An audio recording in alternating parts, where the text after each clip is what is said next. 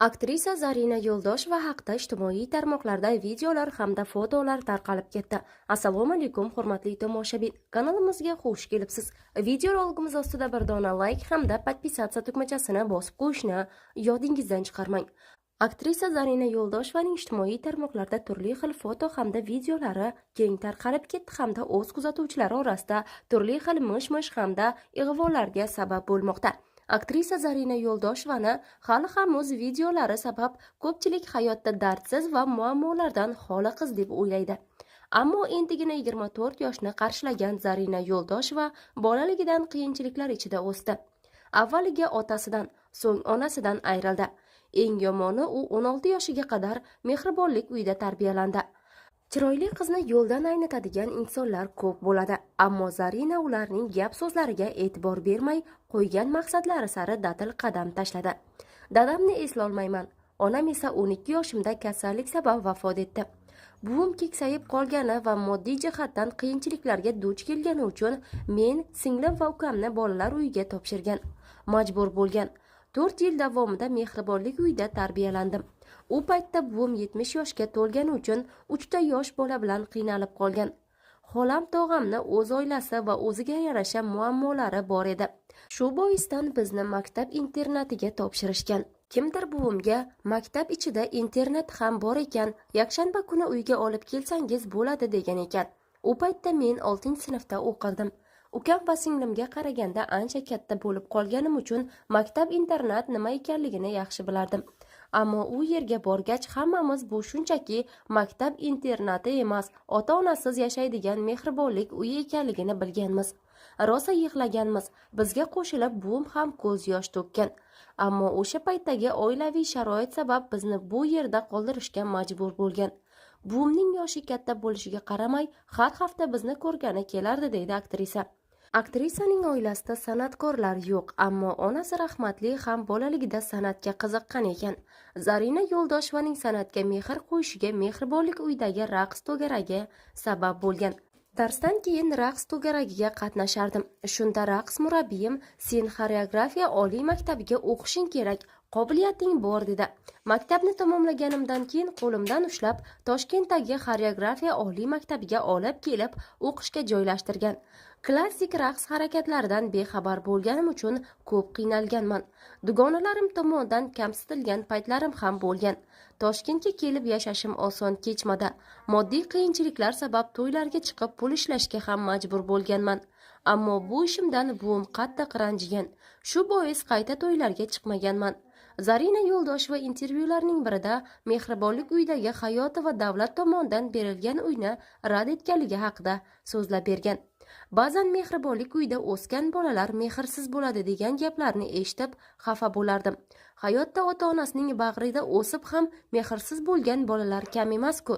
Mehribonlik uyida o'sgan bola mehrsiz emas, aksincha mehribon bo'lib ulg'ayadi. Mehribonlik uyida o'sgan bolalarning hammasining ko'zida qandaydir alam bor. Istaysizmi yo'qmi, mehribonlik uyida unga hamma begona, urilib-surilib katta bo'ladi. Eng yaxshi deyilgan mehribonlik uyida ham tarbiyachilar bolalarga mehr bermaydi. Shuning uchun ham taqdirdagi insonlar unga ozgina mehr berishsa quvonib ketadi. Mehribonlik uyining ham ichki tartib qoidalari bor. Hatto ularning ba'zilarida tarbiyachilar ham bexabar bo'lishadi. Masalan, yoshi kichik bolalar katta bolalarning xizmatini qilishi kerak. Qoidaga bo'ysunmagan bola albatta jazolanadi. Chaqaloqlik paytidan mehribonlik uyida ulg'aygan bolalar anchayin agressiv bo'lishadi. Menga ham hokimiyat tomonidan uy berish to'g'risida buyruq chiqarilgan edi. O'zim Toshkentda bo'lganim uchun uni buvim ko'rib keldi. Bizga berilgan uy qandaydir eski maktab binosida ekan. Buvimning aytishicha, bu uyda eng muhtoj inson ham yashashi mushkul. Bunday xarob uyni olmay, imtiyozli kredit asosida 2 xonali uy sotib oldim. 2017-yili ansamblimiz bilan Yulduz Usmonovaning "Ey aziz inson" konsert dasturida ishtirok etganmiz. Yulduz opa sozandalar bilan mashq qilayotganida bir chetda maroq bilan qo'shiqqa raqs tushganman. Shunda Yulduz opa yonlariga chaqirib, shu qo'shiqqa yakka raqs tushsin degan. Bir necha oydan so'ng yarim kechasi Yulduz Usmonovaning ma'muri qo'ng'iroq qilib, qaysidir aktrisa klip syomkasiga kelolmagani va o'rniga men suratga tushishimni aytdi. Rosti bu taklifga ko'nishim oson bo'lmadi. Suratga olish ishlari bor yo'g'i 30-40 daqiqa davom etdi. Syomkadan so'ng klipdagi epizodim uchun 50 AQSh dollari berishdi. Bu esa mening 17 yoshimgacha topgan eng ko'p pulim edi. Mana shu voqeadan so'ng kliplarda taklif tushsa rad etmaydigan bo'ldim, deydi Zarina. Men o'zimni bechora ko'rsatib odamlardan nimadir tilab yashashni istamayman. Hatto san'atga kirganimdan keyin ham ancha muddat atrofdagilarga shaxsiy hayotim haqida aytmaganman. Mehribonlik uyi rahbarini odamiylik mulki ko'rsatuvga taklif etishganida menga qo'ng'iroq qilib, sen ham borib intervyu ber dedi. Rosti shu darajaga yetishimga hissa qo'shgan insonga rad javobini bera olmadim. Ko'rsatuv efirga ketgach, atrofimdagi insonlar shaxsiy hayotimdan xabar topishdi, deydi aktrisa. Shu kungacha hech bir rejissyorga rol so'rab murojaat qilmaganman. Taklif etishsa imkon darajasida ijro etaman, ammo o'zimni qobiliyatli aktrisa deb bilmayman. Yoshi katta aktrisalar bilmaganlarimni o'rgatishadi. Institutda o'qishimni tavsiya qilishadi. Ba'zi yosh aktrisalar esa ortimdan negativ gaplar tarqatib, g'ashimni keltirishadi. O'zini bechora ko'rsatib PR qilyapti yoki pul berib rol ijro etyapti degan gaplar ham qulog'imga chalindi. Menimcha hech bir inson ota-onasining vafot etganligi haqida gapirib obro' olishni istamaydi. Men san'atga pul berib emas, pul ishlash uchun qadam qo'yganimni ham ko'pchilik biladi, deydi aktrisa. Yashirmayman, ota-onamning uyi bo'lmagan. Ukam bilan singlim mehribonlik uyidan kelgach, o'z uyida yashashni istardim. Shu bois institutda o'qishni istamadim. Bolaligimdan ukam bilan singlim mehribonlik uyidan qaytganida uysiz yashaydimi deb qo'rqqandim. Shukrki, ular mehribonlik uyini tamomlaganlariga qadar uy-joyli bo'lish niyatim ham amalga oshdi. Singlim Charoz Nizomiy nomidagi pedagogika universitetida tahsil oldi. Ukam Lochinbek ham o'qish bilan band. Ularning to'yini qilish va baxtli kunlarini ko'rish orzuyim bor, deydi aktrisa. Kelajagimni san'at sohasida tasavvur etmayman. Aktrisalikni davom ettirish niyatim yo'q. Farzandlarim menda bo'lmagan to'kis tugal oilada voyaga yetishlarini istayman. Ularni maktabga olib borish va uyga olib kelish katta baxt. O'zim ko'rmagan baxtni farzandlarim his qilishini orzu qilaman, deydi aktrisa Zarina Yo'ldosheva.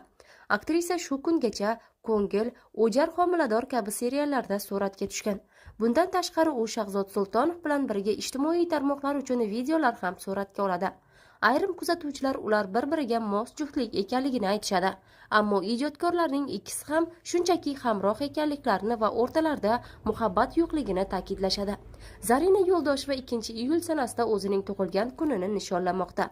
Uning atrofida hamda yaqin do'stlari ijtimoiy tarmoqlarda uning tug'ilgan kunini birgalikda nishonlayotgan videolarni joylashmoqda. Zarina Yo'ldoshevaning bugungi kunda ochiq kiyimda yurishi ijtimoiy tarmoq foydalanuvchilarining negativ fikrlashlariga sabab bo'lmoqda. Video rolimiz ostida bir dona like tugmasini bosib qo'yishni hamda Zarina Yo'ldoshevaga baxt, saodat tilashni yodingizdan chiqarmang.